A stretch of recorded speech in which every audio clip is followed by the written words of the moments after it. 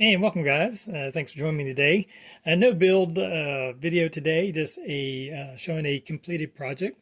This is Revell's 1/29th scale X-Wing, obviously from Star Wars. This has been done up in Luke Skywalker's Red 5. Now, I've done lots of X-Wings, and I've actually done several videos on this particular kit, but I've always looking to improve it. The X-Wing's one of my favorite ships, obviously, and I just finished this one. Been kind of working on and off for the last few months on it, and just finished it up. Just wanted to share it and talk about the build a little bit. It wasn't a whole lot different than the other one I built, just a few minor changes as far as how it actually went together, but I did incorporate some modifications to the body, and the paint job is slightly different. Now, basically, I went off a couple pictures of the studio model from A New Hope, and that's kind of the basis of it. And I think I'm pretty close. Obviously, it's not 100%. The model itself is not 100% accurate to that studio model, but for the price, it's hard to beat. Now, these models are going up in price a lot. At one time, you could get them for about $50, $60. Now they're hard to find for less than 100, and in a brand new box, even more than that. I recently purchased two of them, and this particular one was from an open box that I got for a good price. However, when I got it, after inventorying all the parts, it was missing the end caps to the engines here, and I ended up 3D printing those. I found a file on Thingiverse of a studio size X-Wing, and it included these end caps, so I took those files, scaled them down. It took me a few attempts to get them to fit properly as far as getting the scale right, but they turned out pretty nice. And actually they came with the holes inside already. When I printed them out, I didn't have to worry about drilling those out, which the original part, you have to drill out the center to give it that vented look. So, but other than that, all the parts were there. Now, I did not use the X-Wing pilot. I 3D printed that, and that pilot came from that same file. Again, I had to scale him down as he was studio size, which was 1/24. So it actually seems like it's a bigger difference than the 1/24 1/29. So I don't know how accurate this is to a 1/29 scale. However, I scaled him down to where he fit inside and painted him up to give us a little bit more realistic looking palette. The one that's included this is very rubbery and doesn't look very good. So I didn't use that. Now, other modifications to the body. Obviously, there was some body work to seal up the seam lines. I also added in these little circles. Not sure what those are, and I don't see them on every one, and I'm not sure if it's even to the studio model, but it's just some detail that I've seen it before. I wanted to add it on there. So, and I believe those were plastic Q-tips that I cut up in little sections, and then they glued on with regular plastic cement on there. So I added in a panel to the bottom. I think it's like the storage panel. I think for the studio model, it's just a place where they connected the supports. I believe the sides and the bottom is where they actually did some connecting, and it was just a panel to kind of cover that up. But however, it's there, and it was missing on this model, so I did some plastic styrene for that panel down there. I did some lighting. Now, I did change the interior quite a bit. I actually used some photo etch left over from Millennium Falcon to kind of do his side panels, and did some fiber optics in there to light it up. I'll show you all that in a minute. And one of the most noticeable changes I did is I think I wanted to get the engine lighting more to what you see in A New Hope, as it's not really red. It's more of a pinkish kind of hot pink color. And I also happened to find these on, I believe it was eBay. I got these, and these are actually pink pre-wired 3mm LEDs. And just to show you one here real quick. And I don't know how much of that's coming out, but you can see it has that pinkish color. Now, let's go ahead and light this up. And it's coming out a bit purple, and it's on a monitor mount, so I can change the angle of it. But I think that turned out really nice. I think it's a lot closer to what you see in the movie, at least in A New Hope. And I think Rogue One, they kind of have this pinkish purplish color. It's not really red. So I was kind of happy to find these LEDs. I think that's a closer look to what you see in the movies. So very happy with that. I did some fiber optics in the cockpit and some basic lighting in the dash panel. I did a couple fiber optics on R2-D2. He has a clear white one in the back, and then in the front he has more of a blue one coming out of the just under, I guess, his main eye there. So pretty happy with all that, and I'll show you at the end of the video. I'll try to show some closer pictures and video of it.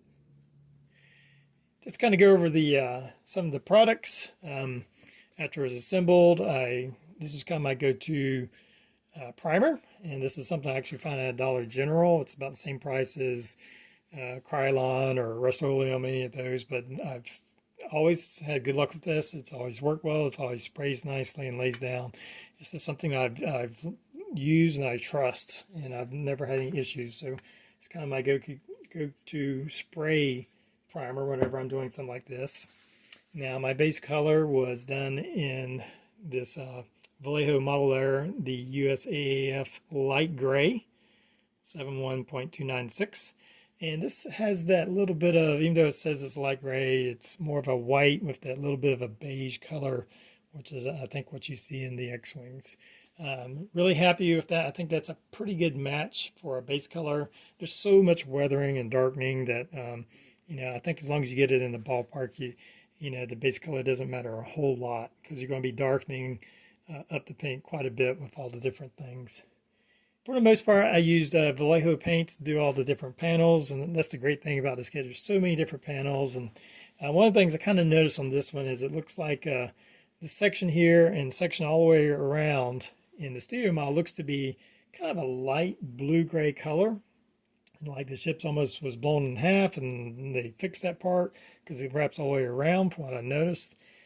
For using that color, I used Vallejo Mecha Air Light Gray, 69.036.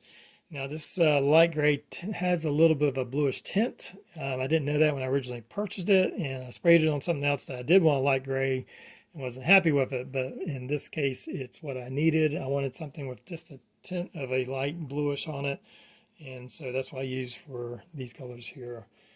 Flat red for all the red markings, and this flat yellow.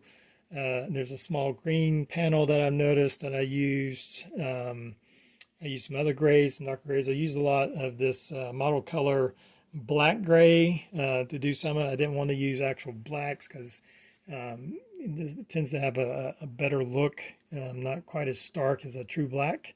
And I think I also used the airbrush, a lot of that, to get the base scoring around the engines was just airbrushed on. Now, I did a lot of the darkening up with the airbrush, but I also used, to me, as Weathermaster, a lot of the soot color, and some of these dry pastels that I grind up into little powders and then use a paintbrush to apply it on, and did a lot of the darkening and weathering. Oh, a lot of these little spots that you see all throughout the X-Wing were done with the black-gray color. So pretty happy with that. I think the only thing that I didn't use Vallejo colors was the actual canopy to the cockpit, and for that I used this Cloudy Day from Folk Art acrylic paint, craft acrylic paint, just thinned down with regular tap water and sprayed on. So pretty happy with how that came out. One of the things that I did that I had problems with my previous X-Wing was the wings opening up. Now this is set in place. They can't close, but that's okay. I never display it closed, so I wanted the wings nice and wide and open. On my other one, they would not open that wide and stay open, so I've actually blocked it in, put in supports. I actually ground out the body a little bit to get those wings to open up properly. I think it's much more accurate as far as, I don't know the exact dimensions of it. I just know on my other one, that was one thing I was a little disappointed, is that the wings weren't opening up quite the way they should, not quite as wide as they should. They looked a bit narrow. So on this one, I wanted to open it up, and I secured that. I put some plastic styrene panels in there, supports, also closed in. There's some gaps in there, so I had to close in. You might be able to make out the camouflage. This is the wiring coming from the LED into the main body. Just kind of camouflage that as actual wiring. Put some rust on it, and I think it blends in nicely. Now I did incorporate a another thing that I had to do on these is there's no real slots for torpedoes. I had to cut those out and then kind of shape those using some putty and just sanding and grinding to kind of get that torpedo shape. I think I went a little too big. If I could redo it, I'd probably go a little bit smaller. I think those were done just a tad bit big. But otherwise, I'm pretty happy with how those turned out. We can take a look at the other side of the X-Wing. See, again, some of the panel work. Just trying to copy. And I tried to do as much as I could notice about the paint job.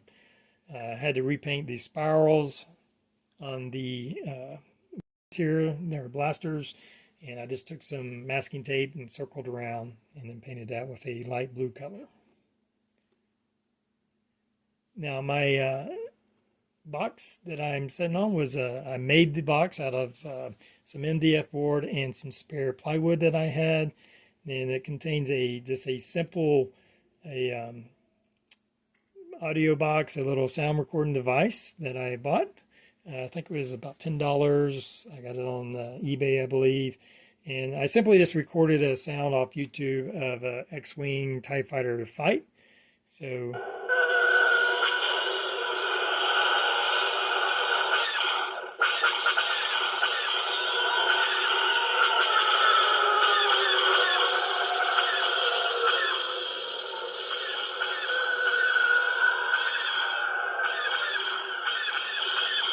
and that goes on. I think it will play up to 2 minutes. I think my recording is a little over 30 seconds.